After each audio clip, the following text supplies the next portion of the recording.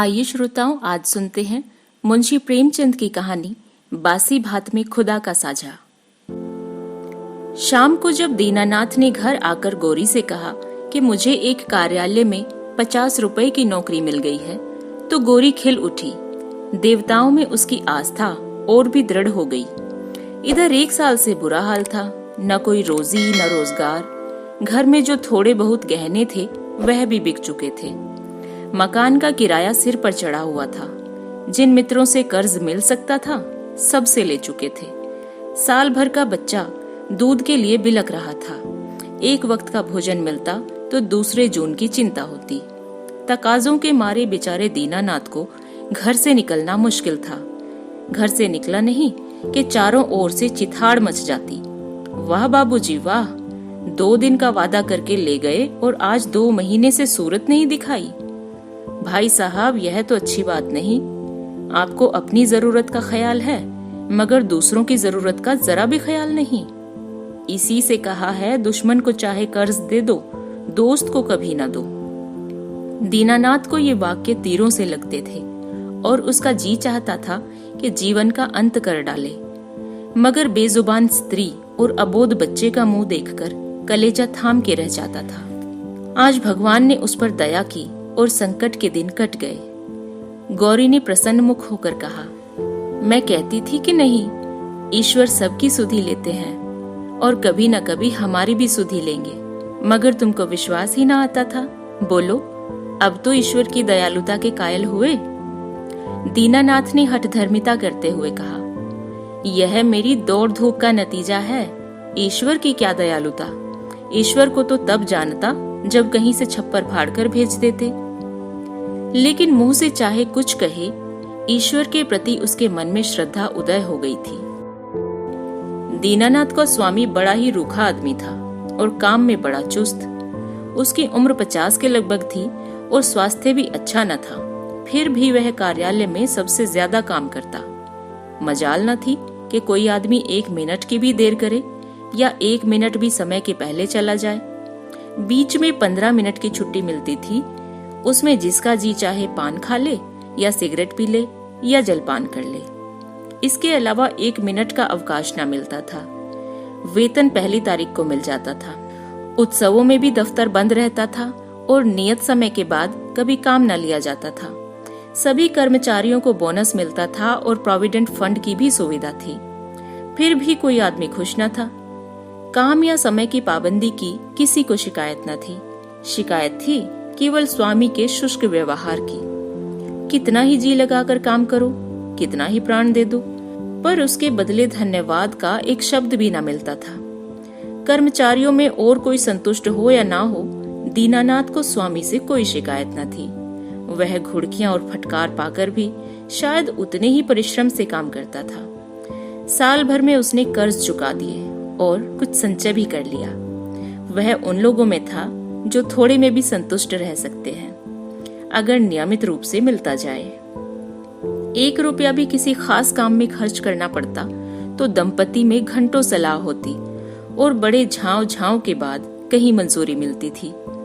Bill Gauri की तरफ से पेश होता तो दीनानाथ विरोध में खड़ा होता।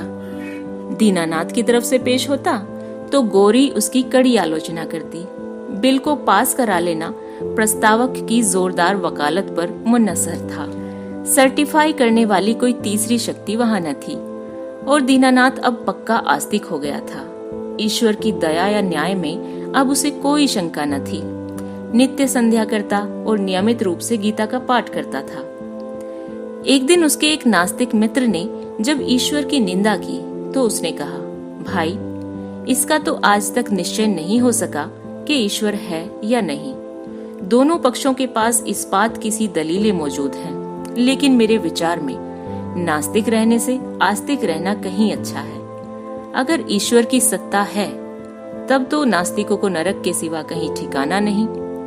आस्तिक के दोनों हाथों में लड्डू हैं। ईश्वर है तो पूछना ही क्या, और नहीं है तब भी क्या बिगड़ता है। 2-4 मिनट का समय ही तो जाता है। नास्तिक मित्र इस दोरुखी बात पर मुंह बिचकाकर चल दिए। एक दिन जब दीनानाथ शाम को दफ्तर से चलने लगा तो स्वामी ने उसे अपने कमरे में बुला भेजा और बड़ी खातिर से उसे कुर्सी पर बैठा कर बोला, तुम्हें यहाँ काम करते हुए कितने दिन हुए? साल भर तो हुआ ही होगा। दीनानाथ ने नम्रता से कहा, जी हाँ, 13वां महीना चल रहा है। आराम से बैठो, इस वक्त घर जाकर जलपान करते हो? जी नहीं, मैं जलपान का आदी नहीं। पान वान तो खाते ही होंगे, जवान आदमी होकर अभी से इतना संयम? यह कहकर उसने घंटी बजाई और अर्दली से पान और कुछ मिठाइयां लाने को कहा। दीनानाथ को शंका हो रही थी, आज इतनी खातिरदारी क्यों हो रही है? कहाँ तो सलाम भी नहीं लेते थे, कहाँ आज मिठाई और पान सभी कुछ मंगवाया जा रहा है। मालूम होता है मेरे काम से खुश हो गए हैं। इस ख्याल से उसे कुछ आत्मविश्वास हुआ और ईश्वर की याद आ गई। अवश्य परमात्मा सर्वदर्शी और न्यायकारी है, नहीं तो मुझे कौन पूछता। अर्दली मिठाई और पान लाया। दीनानाथ आग्रह से विवश होकर मिठाई खाने लगे। स्वामी ने मुस्कुराते हुए कहा, तुमने मुझे बहुत रूखा पाया होगा। बात यह है कि हमारे यहाँ अभी तक लोगों को अपनी जिम्मेदारी का इतना कम ज्ञान है कि अफसर जरा भी नरम पड़ जाए तो लोग उसकी शराफत का अनुचित लाभ उठाने लगते हैं और काम खराब होने लगता है। कुछ ऐसे भाग्यशाली हैं जो नौकरों से हेल मेल भी रखते हैं और उनसे हंसते बोलते भी हैं, फिर भी नौकर नहीं बिगड़ते, बल्कि और भी दिल लगाकर काम करते हैं। मुझ में वह कला नहीं है, इसलिए मैं अपने आदमियों से कुछ अलग ही रहना अच्छा समझता हूँ और अब तक मुझे इस नीति से कोई हानि भी नहीं हुई।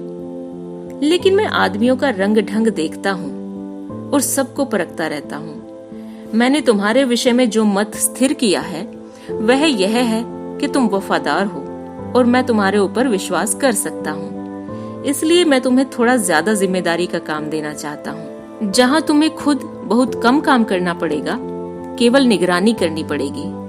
तुम्हारे वेतन में 50 रुपए की और तरक्की हो जाएगी। मुझे विश्वास है तुमने अब तक जितनी तनदेही से काम किया है उससे भी ज्यादा तनदेही से आगे करोगे। दीनानाथ की आंखों में आंसू भर आए और कंठ की मिठाई कुछ नमकीन हो गई। जी में आया स्वामी के चरणों पर सिर रख दे और कहे, आपकी सेवा के लिए मेरी जान हाजिर है। आपने मेरा जो सम्मान बढ़ाया है मैं उसे निभाने में कोई कसर ना उठा रखूंगा। लेकिन स्वर कांप रहा था और वह केवल कृतज्ञता भरी आंखों से देख कर रह गया। सेठ जी ने एक मोटा सा लेजर निकालते हुए कहा, मैं एक ऐसे काम में तुम्हारी मदद चाहता हूँ जिस पर इस कार्यालय का सारा भविष्य टिका हुआ है। इतने आदमियों में मैंने केवल तुम ही को विश्वास योग्य समझा है और मुझे आशा है कि तुम मुझे निराश न करोगे। यह पिछले साल का लेजर है और इसमें कुछ ऐसी रकमें दर्ज हो गई हैं जिनके अनुसार कंपनी को कई हजार लाभ होता है। लेकिन तुम जानते हो हम कई महीनों से घाटे पर काम कर रहे हैं। जिस क्लर्क ने यह लेजर लिखा था उसकी लिखावट तुम्हारी लिखावट से बिल्कुल मिलती है। अगर दोनों लिखावटें आमने सामने रख दी जाएं, तो किसी विशेषज्ञ को भी उनमें भेद करना कठिन हो जाएगा। मैं चाहता हूँ तुम लेजर में एक पृष्ठ फिर से लिखकर जोड़ दो और उसी नंबर का पृष्ठ उसमें से निकाल लो। मैंने पृष्ठ का नंबर छपवा लिया है, एक दफ्तरी भी ठीक कर लिया है जो रात भर में लेजर की जल्दबाजी कर देगा, किसी को पता न चलेगा। जरूरत सिर्फ यह है कि तुम अपनी कलम से उस पृष्ठ की नकल कर दो। दीनानाथ ने शंका की, जब उस पृष्ठ की नकल ही करनी है तो उसे निकालने की क्या जरूरत है? सेठ जी हंसे, तो क्या तुम समझते हो उस पृष्ठ की हूबहू नकल करनी होगी? मैं कुछ रकमों में परिवर्तन कर दूंगा। मैं तुम्हें विश्वास दिलाता हूँ कि मैं केवल कार्यालय की भलाई के ख्याल से यह कार्रवाई कर रहा हूँ। अगर यह रद्दोबदल न किया गया तो कार्यालय के 100 आदमियों की जीविका में बाधा पड़ जाएगी। इसमें कुछ सोच विचार करने की जरूरत नहीं है, केवल आध घंटे का काम है। तुम बहुत तेज लिखते हो। कठिन समस्या थी। स्पष्ट था कि उससे जाल बनाने को कहा जा रहा है। उसके पास इस रहस्य के पता लगाने का कोई साधन न था कि सेठ जी जो कुछ कर रहे हैं वह स्वार्थवश होकर या कार्यालय की रक्षा के लिए। लेकिन किसी दशा में भी यह जाल, घोर जाल, क्या वह अपनी आत्मा की हत्या करेगा? नहीं, किसी तरह नहीं। उसने डरते डरते कहा, मुझे आप क्षमा करें, मैं यह काम न कर सकूंगा। सेठ जी ने उसी अविचलित मुस्कान के साथ पूछा, क्यों? इसलिए कि यह सरासर जाल है। जाल किसे कहते हैं? किसी हिसाब में उलटफेर करना जाल है। लेकिन उस उलटफेर से 100 आदमियों की जीविका बनी रहे तो इस दशा में भी वह जाल है। कंपनी की असली हालत कुछ और है और कागजी हालत कुछ और। अगर यह तब्दीली न की गई तो तुरंत कई हजार रुपए नफे के देने पड़ जाएंगे और नतीजा यह होगा कि कंपनी का दिवाला निकल जाएगा और सारे आदमियों को घर बैठना पड़ेगा।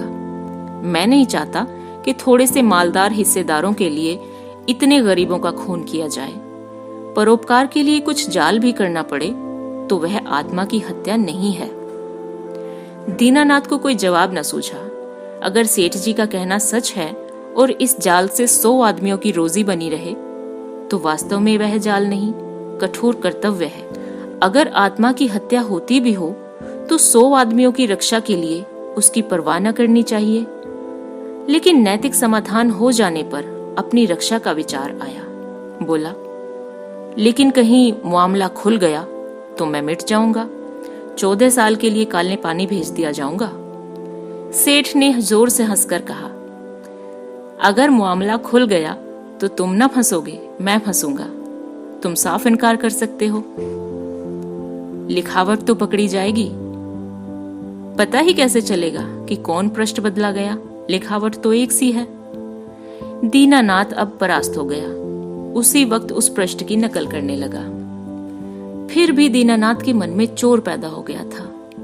गौरी से इस विषय में वह एक शब्द भी न कह सका। 1 महीने के बाद उसकी तरक्की हुई। अब 100 रुपए मिलने लगे, 200 रुपए बोनस के भी मिले। यह सब कुछ था। घर में खुशहाली के चिन्ह नजर आने लगे। लेकिन दीनानाथ का अपराधी मन एक बोझ से दबा रहता था। जिन दलीलों से सेठ जी ने उसकी जुबान बंद कर दी थी, उन दलीलों से गौरी को संतुष्ट कर सकने का उसे विश्वास न था। उसकी ईश्वर निष्ठा उसे सदैव डराती रहती थी। इस अपराध का कोई भयंकर दंड अवश्य मिलेगा। किसी प्रायश्चित, किसी अनुष्ठान से उसे रोकना असंभव है। अभी ना मिले, 1-2 साल ना मिले, 10-5 साल ना मिले, पर जितना ही देर से मिलेगा उतना ही भयंकर होगा। मूलधन ब्याज के साथ बढ़ता जाएगा। वह अक्सर पछताता, मैं क्यों सेठ जी के प्रलोभन में आ गया। कार्यालय टूटता या रहता मेरी बला से, आदमियों की रोजी जाती या रहती मेरी बला से। मुझे तो यह प्राण पीड़ा ना होती। लेकिन अब तो जो कुछ होना था हो चुका और दंड अवश्य मिलेगा। इस शंका ने उसके जीवन का उत्साह, आनंद और माधुर्य सब कुछ हर लिया। मलेरिया फैला हुआ था। बच्चे को ज्वर आया। दीनानाथ के प्राण नहों में समा गए। दंड का विधान आ पहुंचा। कहाँ जाए, क्या करे, जैसे बुद्धि भ्रष्ट हो गई।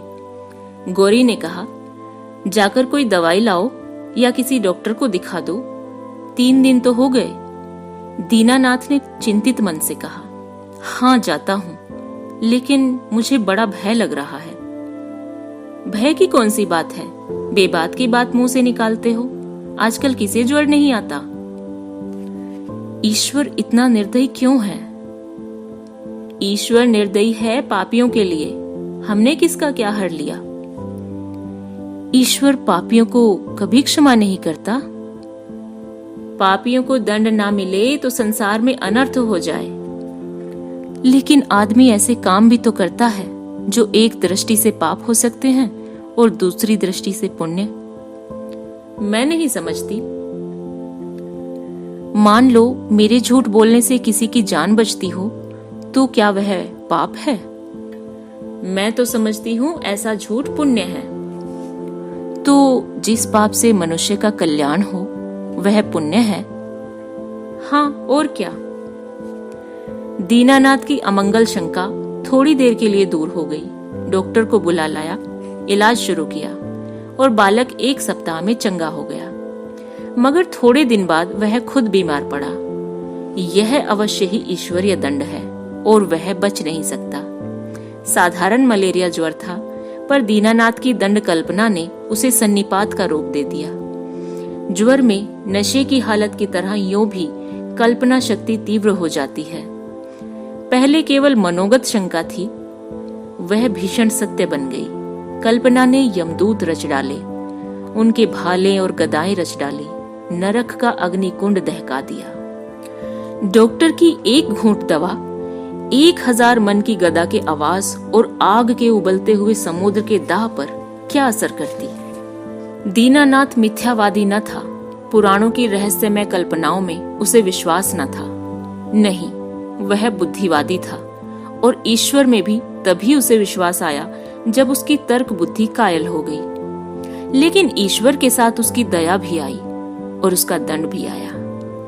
दया ने उसे रोजी दी, मान दिया।